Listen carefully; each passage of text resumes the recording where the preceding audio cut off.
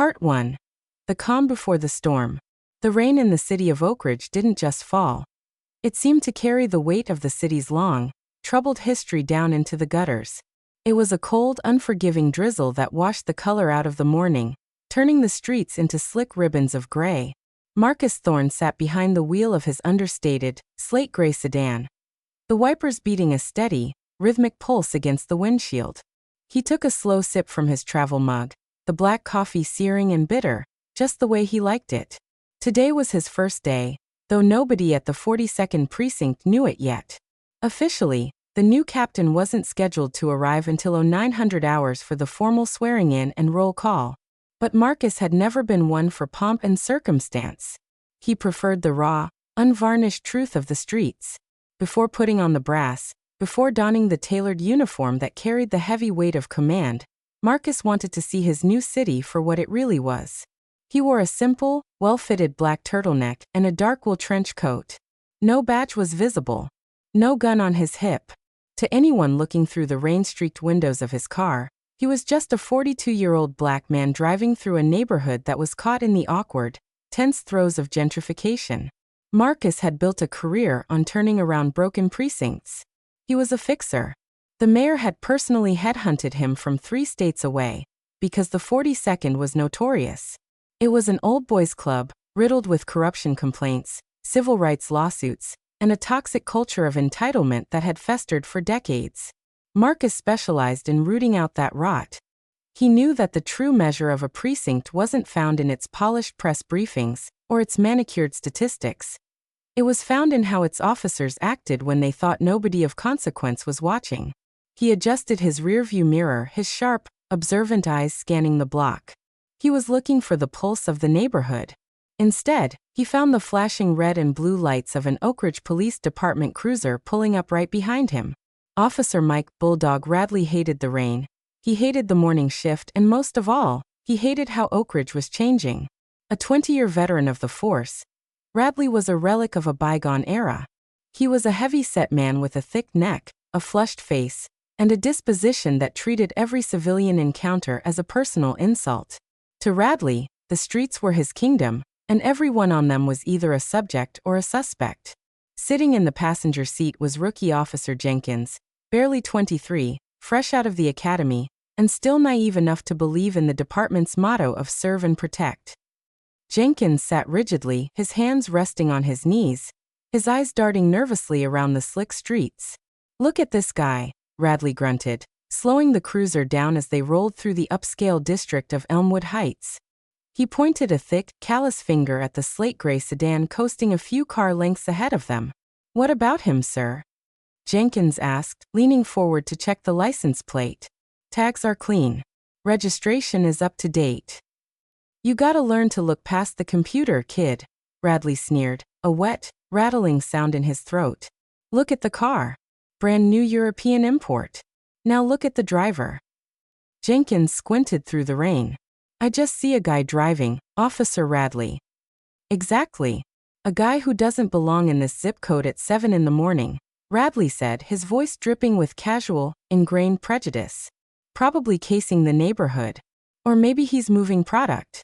You don't get a car like that around here by working a 9 to 5.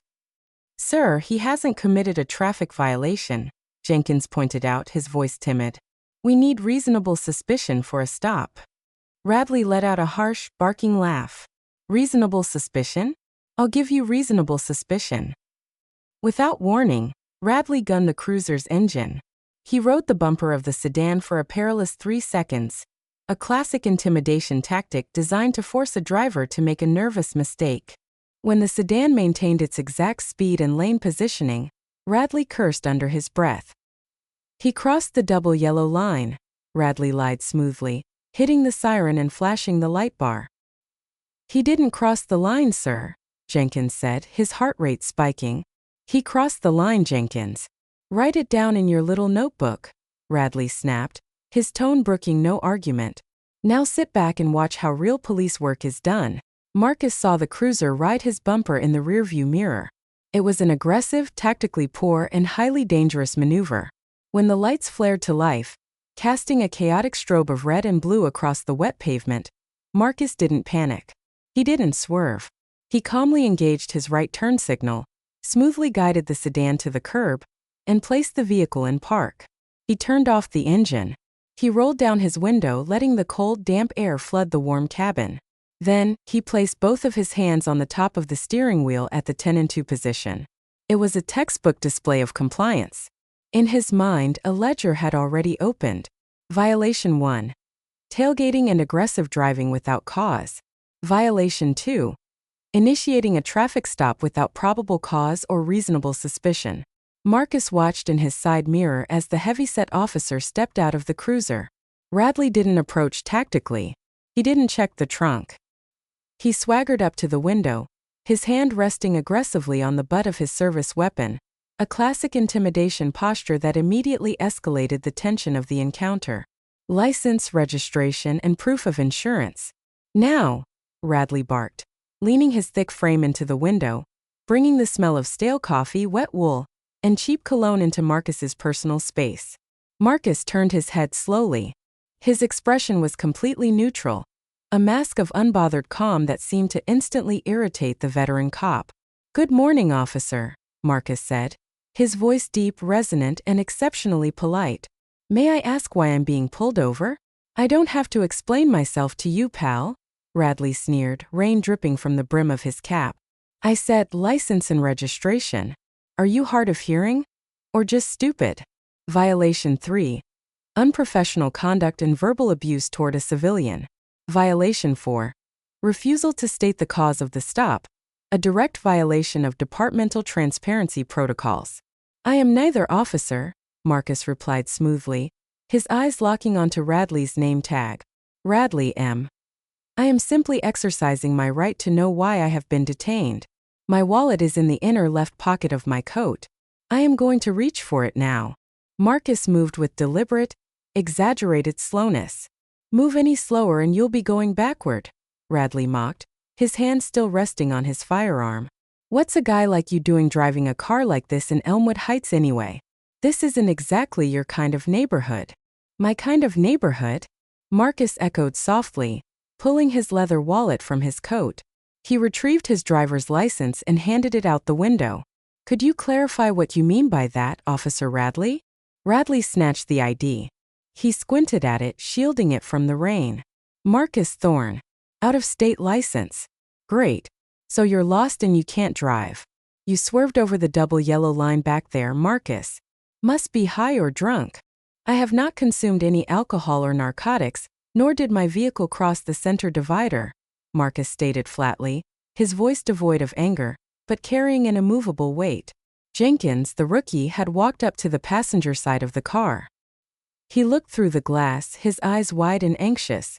Marcus glanced at the young officer, noting the nervous grip on his flashlight. The kid knew this stop was wrong. The kid knew his training was being compromised, but he was too terrified of his senior partner to speak up. "Oh, so you're calling me a liar?" Radley said, his voice rising in volume. He leaned closer, trying to physically dominate the space. It was a tactic that worked on 99% of civilians. It made them shrink. It made them stammer. Marcus did not shrink. He sat perfectly still, radiating a quiet, absolute authority that Radley was too ignorant to recognize. "I am stating a fact, Officer Radley," Marcus said, his gaze unwavering. "My dashcam and the telemetry data in this vehicle will confirm my lane positioning." Radley's face flushed a deep, ugly red. A civilian who knew his rights, remained perfectly calm, and had a dashcam was a bully's worst nightmare. The veteran cop felt his authority being challenged, and in his world, a challenge had to be met with overwhelming force. "Step out of the vehicle," Radley ordered, taking a step back and unlatching the thumb brake on his holster. "Officer Radley," Jenkins spoke up from the other side of the car, his voice cracking slightly. "Sir, maybe we should just write the warning and—" "Shut your mouth, Jenkins," Radley snapped, not taking his eyes off Marcus. "I have a non-compliant suspect who is acting erratically and verbally combative. Step out of the car, Marcus, or I will pull you out through this window." Violation 5. Escalation of force without justification. Violation 6. Threatening physical violence against a compliant civilian. Marcus sighed internally. It was worse than he thought. The 42nd Precinct wasn't just struggling with bad optics. It was harboring dangerous, unchecked predators with badges. Radley wasn't just a bad cop. He was a liability to the city, the uniform, and the Constitution. I am not acting erratically, nor am I being combative, Marcus said, his voice as calm as a frozen lake. I will comply with your lawful order to exit the vehicle. Marcus unbuckled his seatbelt. He opened the door slowly, stepping out into the cold rain. He was a tall man, standing 6'2", with a broad, athletic build that the trench coat couldn't entirely hide. As he stood to his full height, he towered over Radley. For a fraction of a second, a flicker of genuine physical intimidation flashed in Radley's eyes. But his bruised ego quickly suffocated it. Turn around and place your hands on the roof of the car, Radley commanded, pulling his handcuffs from his belt. Am I under arrest? Marcus asked, clasping his hands behind his back rather than leaning on the car, maintaining his dignity. You're being detained for officer safety, Radley spat, grabbing Marcus by the shoulder and forcefully shoving him against the slick, wet roof of the sedan. Marcus absorbed the impact easily, letting the officer manhandle him. He didn't resist. He didn't flex. He let Radley dig his own grave, foot by miserable foot. Spread your legs, Radley ordered, kicking Marcus's left ankle aggressively to force a wider stance. He began a highly invasive, unnecessarily rough pat-down, checking the pockets of the trench coat. Officer Radley, Marcus said, his cheek pressed against the cold, wet metal of his car. I would highly advise you to consider the trajectory of this encounter. I have fully complied with your directives. There is no cause for a physical search. I make the rules out here, Marcus, Radley shouted, leaning his heavy forearm against the back of Marcus's neck, pressing his face harder into the roof. Guys like you think you can come into my city, drive your fancy cars, and talk back to the law? I am the law.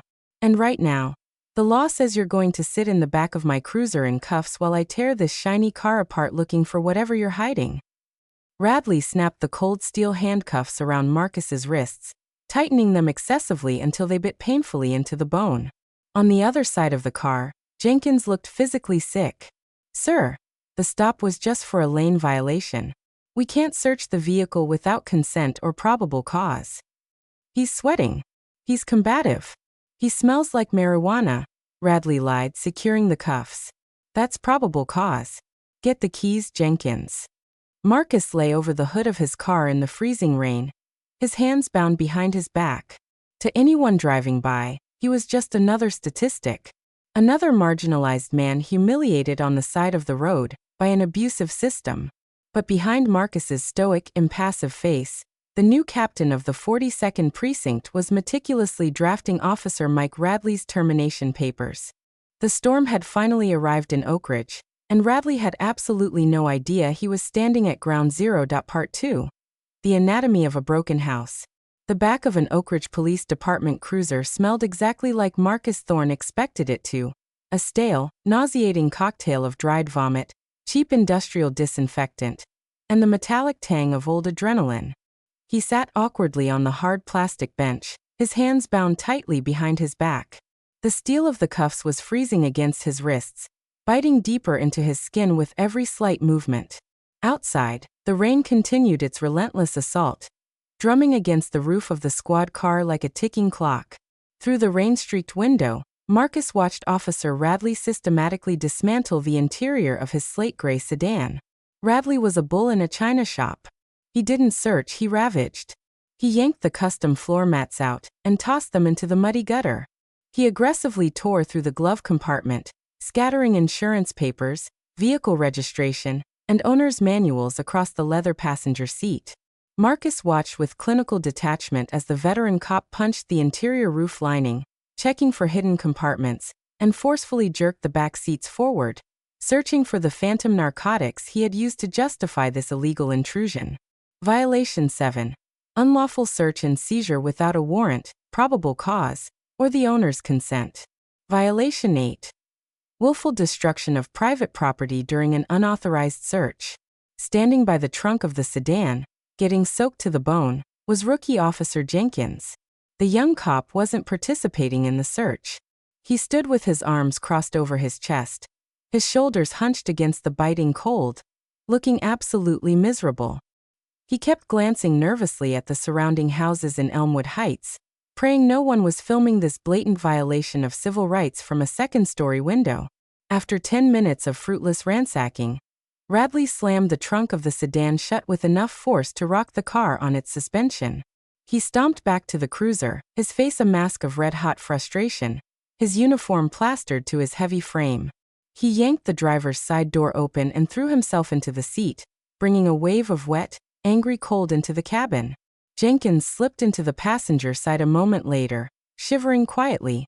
"Nothing," Radley spat, slamming his heavy fists against the steering wheel. "Guy's clean. Or he's just really damn good at hiding it."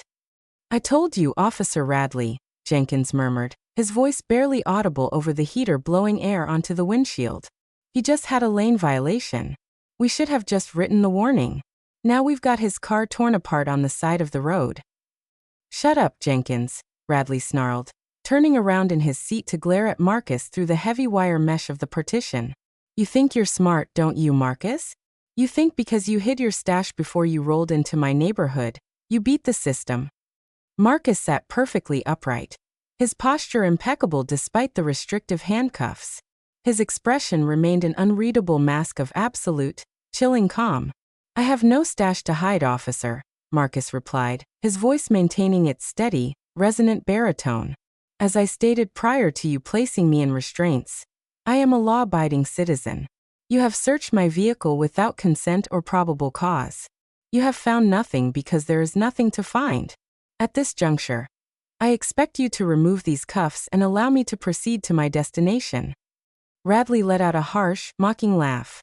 It was a sound devoid of humor, laced entirely with malice. "Remove the cuffs? Are you out of your mind? You're not going anywhere except central booking, pal." Jenkins whipped his head around, staring at his training officer in shock. "Sir? On what charges? We didn't find anything." He was resisting. Radley lied smoothly, shifting the cruiser into drive. He was verbally combative, refused lawful orders, and physically tensed up when I initiated the pat-down. That's resisting arrest. Failure to comply and disorderly conduct. I'll throw in a reckless driving charge for the double yellow line just to make it stick." Jenkins looked like he was going to be sick. He looked through the wire mesh at Marcus, his young eyes filled with a desperate, silent apology. "Officer Radley, the dash cam, the body cams, they'll see he didn't resist." "My body cam is malfunctioning," Radley said, tapping the black square on his chest with a cynical smirk. "Must be the rain. Shorted it out. Yours is malfunctioning too, right, Jenkins?" Jenkins froze. The implication was clear. It wasn't a question, it was an order. If Jenkins turned his camera on, if Jenkins contradicted Radley's report, the rookie's career would be over before it even began. The Old Boys Club protected its own, and rats were dealt with swiftly and mercilessly. "All right, sir. Malfunctioning?" Jenkins stammered, staring down at his lap, the weight of his compromised integrity crushing his shoulders. Marcus observed the exchange with a heavy heart. This was the exact systemic rot the mayor had hired him to excise. Radley wasn't just a rogue officer. He was a cancer, actively infecting the next generation of police. He was teaching Jenkins that the law was malleable, that power equated to right, and that a badge was a license to abuse rather than a mandate to serve. "Officer Jenkins," Marcus spoke up, his voice cutting through the tense silence of the cruiser as they pulled away from the curb, leaving the doors of the slate-gray sedan wide open in the pouring rain. Jenkins flinched, not turning around. "You took an oath, son," Marcus continued gently yet firmly. "When they pinned that shield to your chest, you swore to uphold the Constitution. You swore to protect the citizens of this city. Integrity isn't something you can turn on and off when it's convenient. Once you compromise it for a man like him, you never get it back." "Hey, shut your mouth back there," Radley roared, hitting the brakes hard, causing Marcus to jolt forward against the wire partition. "You don't talk to my rookie. You sit there, you keep your mouth shut, and you prepare yourself for a very long, very uncomfortable weekend in a holding cell." Marcus leaned back against the hard plastic bench. He didn't speak another word for the rest of the ride. He simply watched the city roll by, calculating the exact trajectory of the hurricane he was about to unleash upon the 42nd Precinct. The 42nd Precinct was a brutalist block of concrete that looked more like a fortified bunker than a community police station. Built in the late 1970s, it had survived riots, budget cuts, and decades of neglect. When Radley pulled the cruiser into the gated sally port round the back, Marcus immediately took stock of his new command. It was a disaster. Trash overflowed from the dumpsters near the entrance. 3 patrol cars were parked haphazardly, encroaching on designated emergency lanes. 2 officers were standing by a side door, smoking cigarettes and laughing loudly, completely ignoring the arrival of a suspect. There was no perimeter discipline, no operational readiness. It was a precinct that had entirely given up on standards. Radley killed the engine and stepped out into the damp, covered garage. He yanked the rear door open and grabbed Marcus roughly by the bicep, hauling him out of the cruiser. "Let's go, tough guy," Radley grunted, shoving Marcus toward the heavy steel doors leading to the booking area. "Welcome to my house." "Your house is about to be foreclosed," Marcus thought, maintaining his stoic silence as he walked with measured, dignified steps. Jenkins followed a few paces behind, carrying Marcus's leather wallet in an evidence bag. The rookie looked pale, his eyes darting to the floor, actively avoiding eye contact with any of the other officers they passed. They stepped through the double doors into the chaotic heart of the precinct. The booking area was a sensory assault. Fluorescent lights buzzed overhead, casting a sickly, flickering pallor over the room. The air was thick with the smell of cheap coffee, body odor, and industrial floor wax. Phones were ringing off the hook, ignored by civilian clerks who were too busy scrolling through their phones. Behind the high, reinforced booking desk sat Sergeant Mac McIntyre. Mac was a 30-year veteran who looked like he had been slowly turning to stone for the last decade. He was balding, with a thick, graying mustache and a uniform shirt that strained against his considerable gut. He barely looked up from the sports section of the local newspaper as Radley approached, shoving Marcus up against the heavy wooden railing of the desk. "What do we got, Bulldog?" Mac mumbled, taking a slow sip from a styrofoam cup. "Resisting arrest, failure to comply, disorderly conduct, and reckless driving," Radley recited, a proud smirk on his face. He leaned over the counter, tapping his knuckles against the wood. "Caught this one cruising through Elmwood Heights. Gave me a ton of lip. Refused to step out of the vehicle.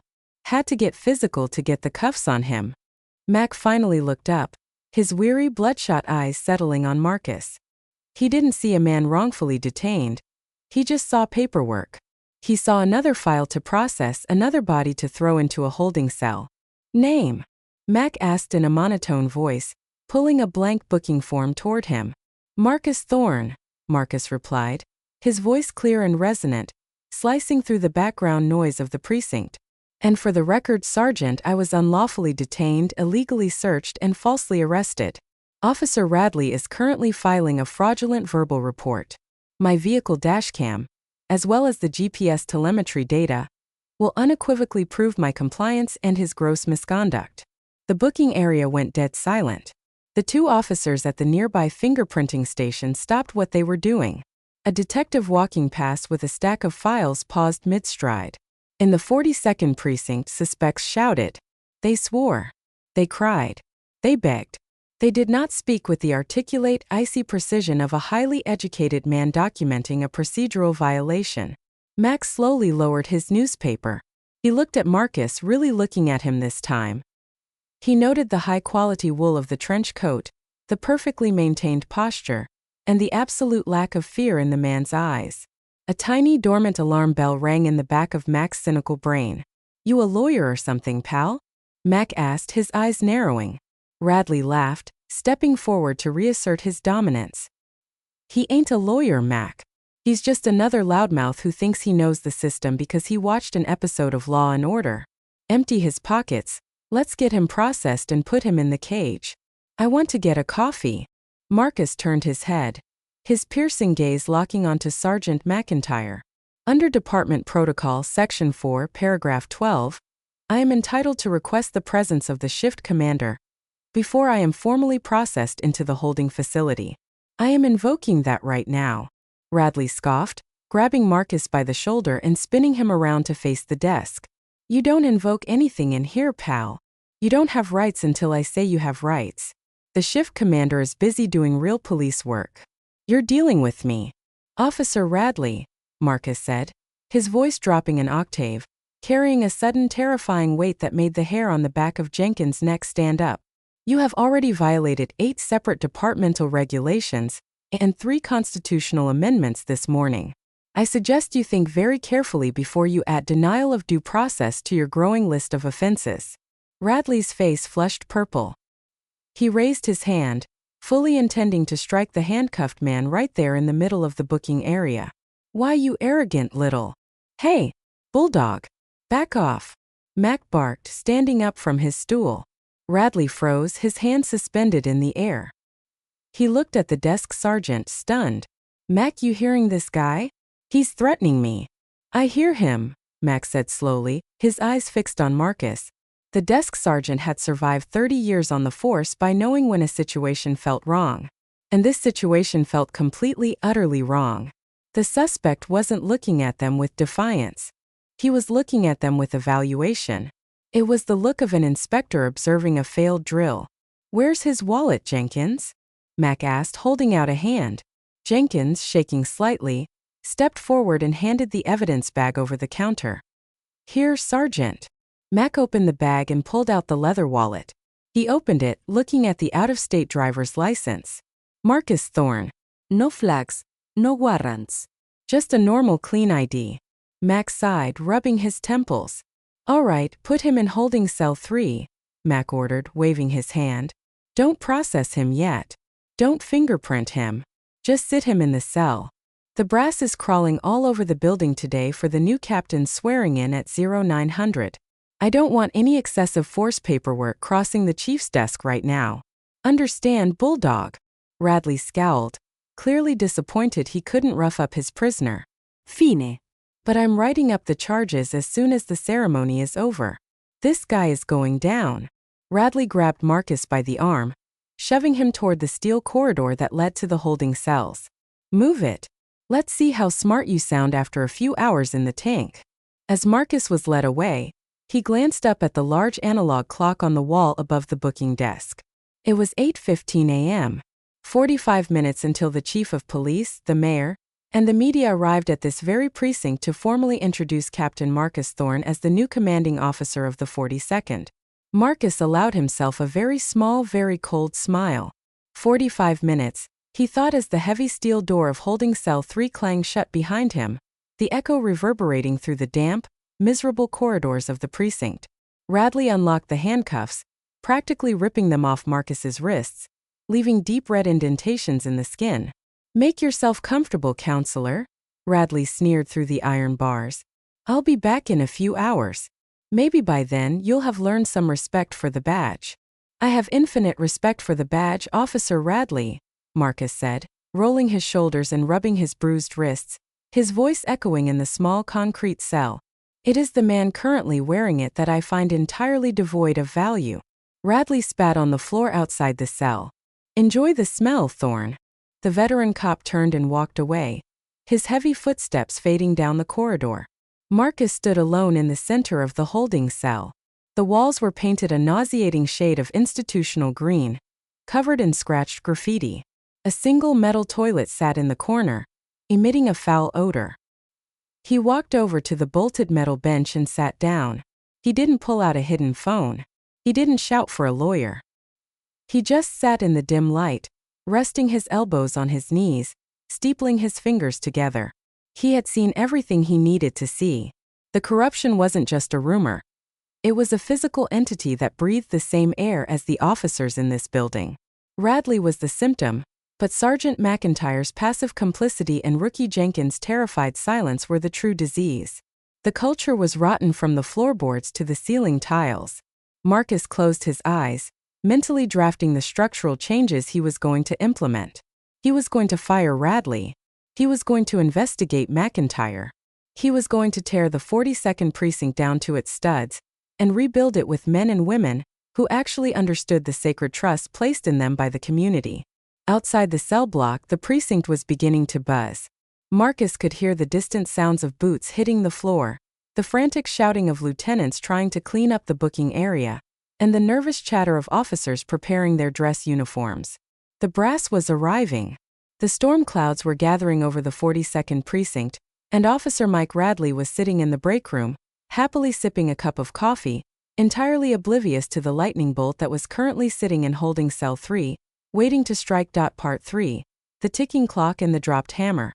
The break room of the 42nd precinct was a cramped, windowless box that smelled of burnt coffee, damp wool and stale donuts.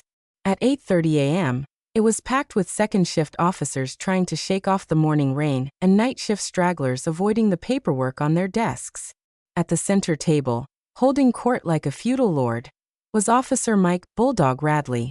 He was halfway through a glazed donut, dusting powdered sugar off his expansive chest while regaling 3 other patrolmen with the exaggerated tale of his morning traffic stop.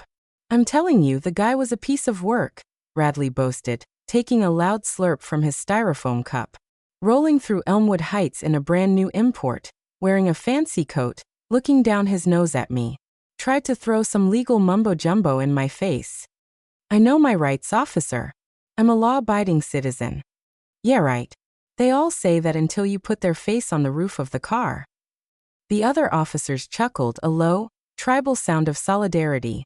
"Did you find anything in the car?" asked Officer Miller, a younger cop who idolized Radley's old-school, heavy-handed approach. "Nah, he ditched it or hit it good." Radley waved a dismissive hand. "But I didn't let him walk.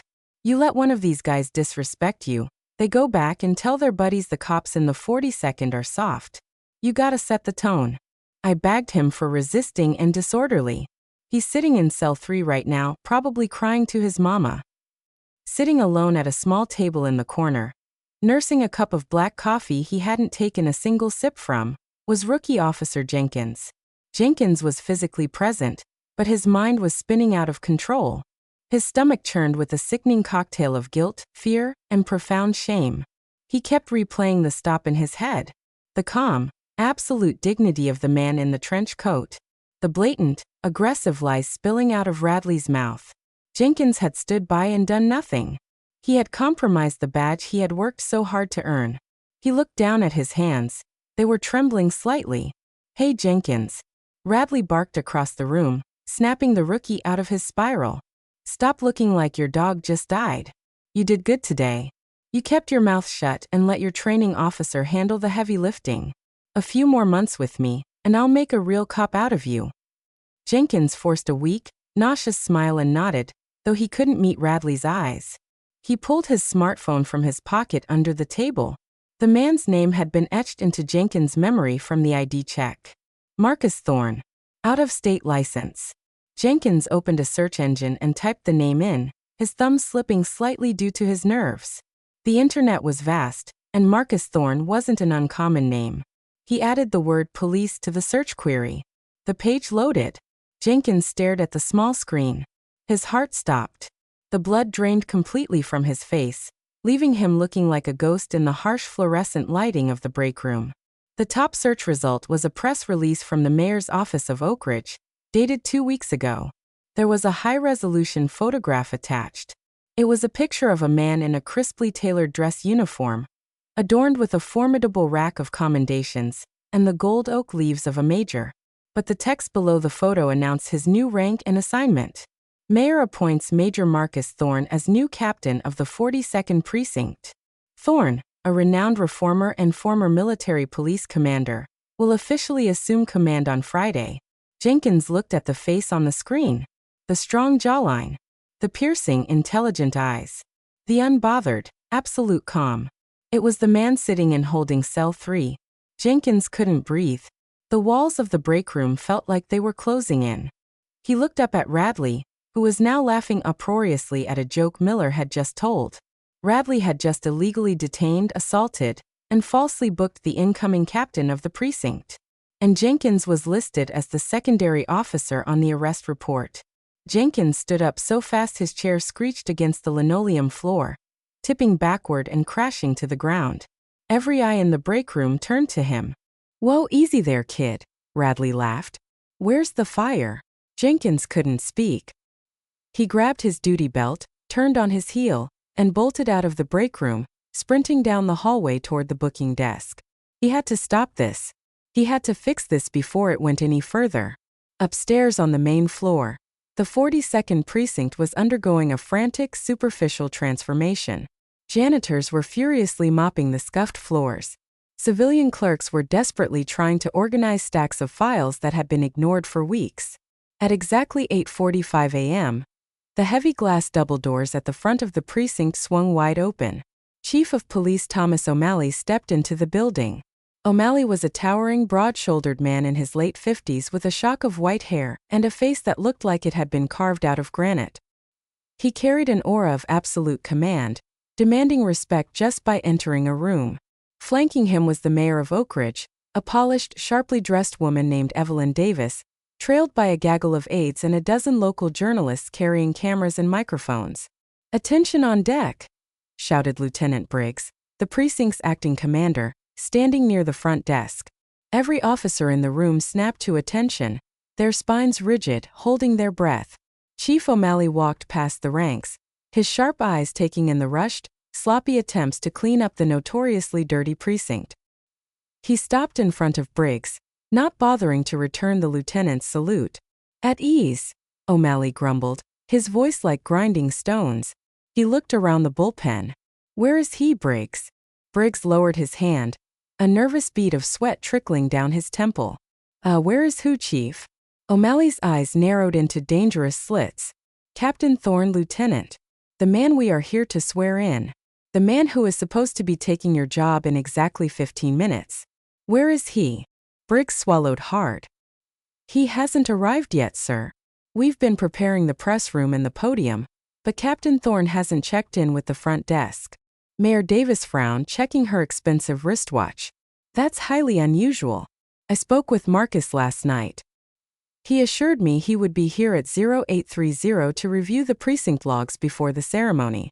"Marcus Thorne is never late," Chief O'Malley stated flatly. "I served with him in the 101st Airborne before he joined the force. The man is a human metronome. If he said 0830, he meant 0830. O'Malley turned to his personal aide, a sharp-looking sergeant standing a few paces behind him. "Call his cell. Find out where his car is." Over at the booking desk, Sergeant Mac McIntyre was watching the exchange with a growing sense of unease. He was standing next to the pile of evidence bags he had logged in over the last hour. Suddenly, a muffled, vibrating ringtone began to emanate from the plastic bag sitting right in front of him. Mac looked down. It was the evidence bag containing the personal effects of the guy Bulldog Radley had dragged in 20 minutes ago. The tall black man in the trench coat who had spoken like a law professor. The chief's aide held his phone to his ear. "It's ringing, Chief." "He's not answering." The phone in the plastic bag on Mac's desk continued to vibrate. Mac's heart skipped a beat. A cold, dreadful realization began to claw its way up his spine. He reached a trembling hand toward the bag. He picked it up and rotated it so he could read the property tag he had hastily scrawled earlier. Suspect name Marcus Thorne. Mac felt the blood leave his brain. His vision tunneled. The air in the precinct suddenly felt too thin to breathe. He remembered the man's posture. He remembered the unblinking, evaluating stare. Officer Radley has already violated 8 separate departmental regulations. "Oh, sweet merciful God," Mac whispered, the color draining from his face until he matched the gray walls of the precinct. Chief O'Malley, whose hearing was remarkably sharp, turned his head toward the booking desk. He saw the veteran desk sergeant standing there, looking like he was having a myocardial infarction, staring at a plastic evidence bag. O'Malley stepped away from the mayor and walked slowly toward the booking desk, the heavy thud of his boots echoing in the sudden, tense silence of the room. "Sergeant," O'Malley said, his voice dropping to a low, dangerous rumble. "Why are you looking at that evidence bag like it's a live grenade?" Mac couldn't speak. He literally couldn't force the words past the lump of pure terror lodged in his throat. He just slowly turned the plastic bag around, holding it up so the chief of police could read the property tag through the clear plastic. O'Malley stopped walking. He stared at the name written in black marker. Marcus Thorne. The chief of police closed his eyes for 2 full seconds. When he opened them, the The fury radiating from him was palpable enough to cast a shadow. "Sergeant," O'Malley said, his voice terrifyingly quiet. "Tell me that you did not process a man named Marcus Thorne into this precinct as a criminal suspect." Mac opened his mouth, but only a dry squeak came out. He nodded slowly, his eyes wide with panic. "B-Bulldog brought him in, Chief. Said he was resisting. Refused to give up his license." "He didn't refuse to give his license, McIntyre," a voice called out, breaking the silence. Rookie Officer Jenkins pushed his way through the crowd of stunned officers. He was out of breath, his face pale, but his jaw was set with a sudden, desperate resolve. He walked straight up to the chief of police, completely bypassing the chain of command. "Sir," Jenkins said, his voice trembling but loud enough for the entire room to hear. "Officer Radley initiated a bad stop on a vehicle in Elmwood Heights this morning. He profiled the driver, illegally searched his car, and falsified a report of resisting arrest when the driver verbally asserted his rights." Chief O'Malley stared at the rookie. "And where were you during this, officer?" "I was standing right there, sir," Jenkins confessed, the shame heavy on his young shoulders. "I failed to intervene. I failed my duty. But the man in holding cell 3 didn't do anything wrong. And I just checked the mayor's press release on my phone, Chief." Jenkins pointed a shaking finger toward the steel door leading to the cell block. "The man Officer Radley locked in a cage downstairs is Captain Marcus Thorne."